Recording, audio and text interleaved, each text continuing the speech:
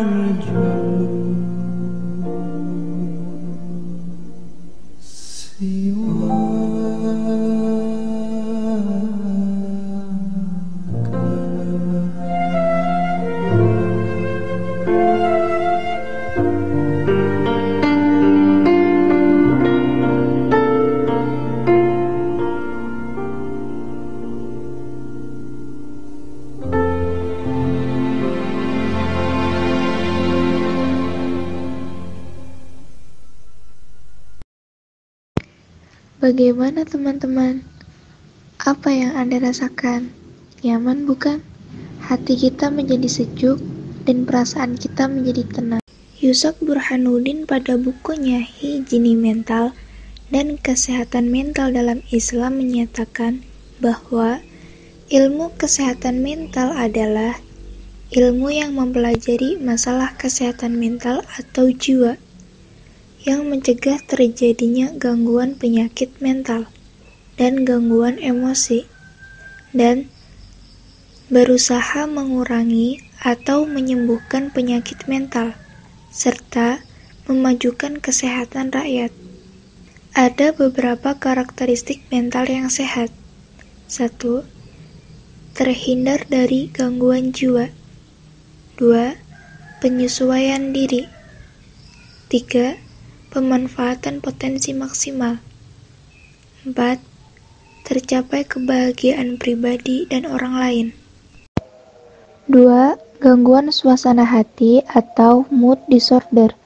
Gangguan ini juga disebut gangguan afektif yang membuat penderitanya merasa sedih terus-menerus atau perasaan terlalu bahagia yang berlebihan. Perpindahan emosional atau fluktuasi dari perasaan bahagia menjadi sedih secara ekstrim juga termasuk gangguan ini, yang biasa kita kenal dengan bipolar disorder. Beberapa contoh gangguan lainnya seperti depresi jangka panjang, gangguan afektif musiman, perubahan suasana hati, dan iritabilitas yang terjadi selama fase pramenstruasi, serta depresi karena penyakit fisik. 3. Gangguan psikotik atau psychotic disorder. Psikotik adalah gejala umum dari banyak penyakit jiwa. Kondisi itu menyebabkan seseorang menjadi terpisah dari kenyataan dan berhalusinasi. Penderita menjadi sering mendengar dan melihat sesuatu yang tidak ada. Bahkan, mungkin mereka menyentuh atau merasakan hal-hal yang tidak ada. Hal ini terjadi karena mereka tidak mengetahui mana yang nyata dan mana yang tidak. Mereka cenderung bereaksi terhadap situasi yang berbeda dan menunjukkan perilaku abnormal. Misalnya, mereka mungkin berdebat dengan orang yang tidak ada. 4. Gangguan makan atau eating disorder. Eating disorder adalah penyakit serius dan seringkali fatal akibat gangguan parah pada perilaku makan seseorang. Gangguan paling umum adalah anoreksia atau menganggap diri kelebihan berat badan, padahal tidak. Lalu, bulimia nervosa atau makan dalam jumlah besar yang kemudian dikeluarkan secara paksa, misalnya muntah. Dan binge eating atau makan berlebihan dan sulit dihentikan. 5. Gangguan obsesif kompulsif atau obsessive compulsive disorder.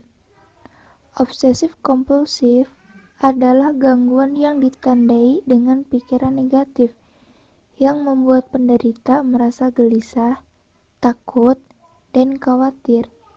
Sehingga untuk menghilangkan kecemasan itu, ada obsesi berlebihan dari si penderita.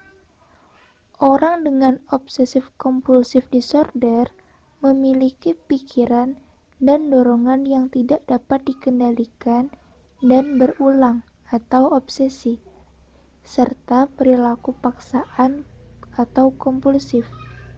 Contoh perilaku kompulsif adalah mencuci tangan berkali-kali setelah menyentuh sesuatu yang mungkin kotor, mengecek berkali-kali apakah dia sudah mengunci pintu. Pikiran dan tindakan tersebut berada di luar kendali pengidap. Meski pengidap mungkin tidak ingin memikirkan atau melakukan hal tersebut, ia tidak berdaya untuk menghentikannya. 6. Gangguan kontrol impuls dan kecanduan atau impulse control and addiction disorder. Gangguan kontrol impuls dan kecanduan adalah gangguan kejiwaan yang ditandai dengan impulsivitas, kegagalan untuk menahan godaan, dorongan, atau ketidakmampuan untuk berpikir panjang. Orang dengan gangguan ini tidak dapat menahan dorongan untuk melakukan tindakan yang dapat membahayakan dirinya atau orang lain. Beberapa contoh dari gangguan ini adalah piromania atau menyulut api hingga menyebabkan kebakaran, dan kleptomania atau mencuri. Cara mengobati gangguan kecemasan atau anxiety disorder yaitu melalui terapi perilaku kognitif atau CBT. Terapi perilaku kognitif atau CBT dilakukan agar penderita mengenali, mengubah pola pemikiran dan perilaku yang membuatnya merasa cemas. Terapi ini membantu pasien agar tidak mengubah suatu pikiran biasa menjadi pikiran yang negatif dan mampu melihatnya secara lebih realistis. Pasien perlu meluangkan 1 jam setiap minggu untuk menjalani 1 sesi terapi CBT selama 3-4 bulan. Pada saat sesi terapi CBT, psikiater atau psikolog juga akan mengajarkan teknik relaksasi agar pasien mampu lebih tenang saat menghadapi situasi yang akan memicu munculnya rasa cemas. Cara mengobati gangguan suasana hati atau mood disorder. 1. Menjalani gaya hidup sehat. 2. Membuat mood diary. 3. Berkonsultasi ke psikiater atau psikolog. Cara mengobati gangguan psikotik atau psychotic disorder. 1. Pemberian obat-obatan. 2. Psikoterapi. Bisa diatasi dengan terapi CBT. Cara mengobati gangguan makan atau eating disorder. 1. Psikoterapi meliputi terapi perilaku kognitif dan terapi berbasis keluarga. 2. Obat-obatan. Cara mengobati gangguan obsesif-kompulsif atau obsesif-kompulsif disorder. 1. Terapi perilaku kognitif. 2. Obat antidepresan meliputi fluoxetine, fluvoxamine, dan sertralin. Cara mengobati gangguan kontrol impuls dan kecanduan atau impulse control and addiction disorder. 1. Teknik penyembuhan hipnoterapi. 2. Terapi perilaku kognitif atau CBT.